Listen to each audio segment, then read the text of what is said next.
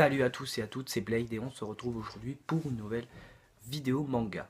Donc, je vous retrouve tout de suite après l'intro.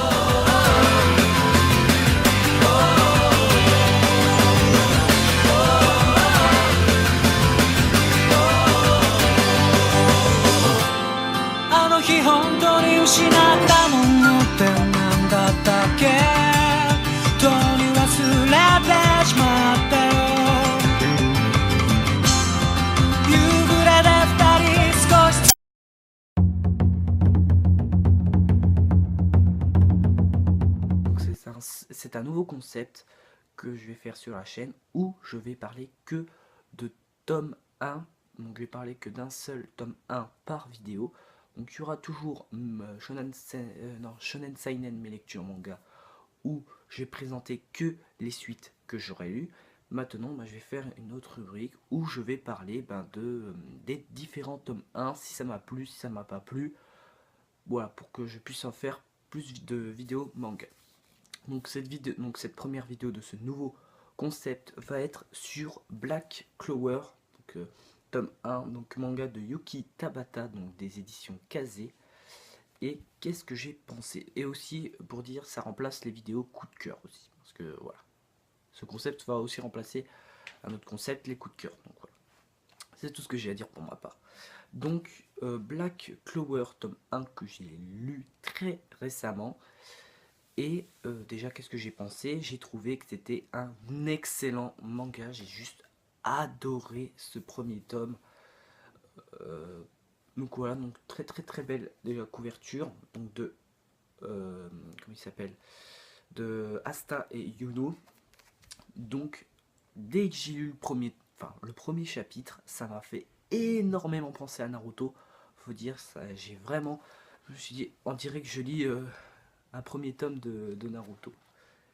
Donc, voilà. Donc, c'est un manga qui s'est comme un peu inspiré de Naruto, de My Hero Academia, parce que, enfin, je vais vous expliquer. Donc, on suit l'histoire d'Asta qui, en fait, on est dans un monde où pratiquement tout le monde pratique de la magie, que ce soit, donc il y a un coin pour les faibles où ils ont pratiquement pas de magie, mais ils en ont un peu.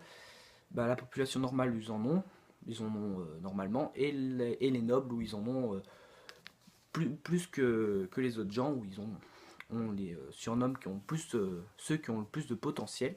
Donc on va suivre Asta, qui est notre héros principal, qui ne possède aucun pouvoir magique, donc comme Izuku dans My Hero Academia, et qui va vouloir, son rêve c'est de devenir empereur mage. Donc c'est un peu comme le Hokage dans Naruto. Et pour cela, il va surmonter différentes épreuves. Et surtout qu'il est en rivalité avec son ami Yuno, qui lui est le mec super fort et tout. Il a un putain de potentiel. D'ailleurs, les deux, au départ, ils sont, on va dire, un peu sous-estimés. Notamment Asta, parce qu'ils voilà, les deux vivent... les deux sont orphelins, ils vivent dans le pire district du monde. Et ils vont tout de même arriver à passer l'examen pour intégrer une compagnie de chevaliers qui sont aux ordres du roi, enfin de l'empereur mage. Et Asta, grâce, on va dire, à ses paroles et grâce au fait qu'il ait montré une forte puissance magique, car un jour il a reçu un grimoire magique. Donc un grimoire, c'est ce qui lui permet d'utiliser la magie, et ça se remplit au fur et à mesure qu'il évolue.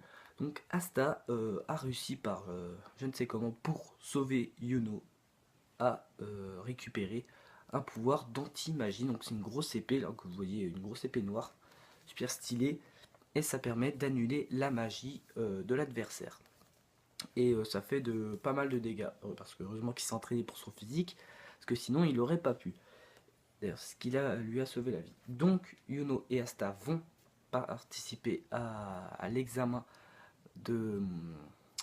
comment ça s'appelle, des compagnies de chevaliers. Yuno va se retrouver dans la meilleure compagnie de chevaliers aux ordres du roi, et Asta va se retrouver dans la pire dans la pire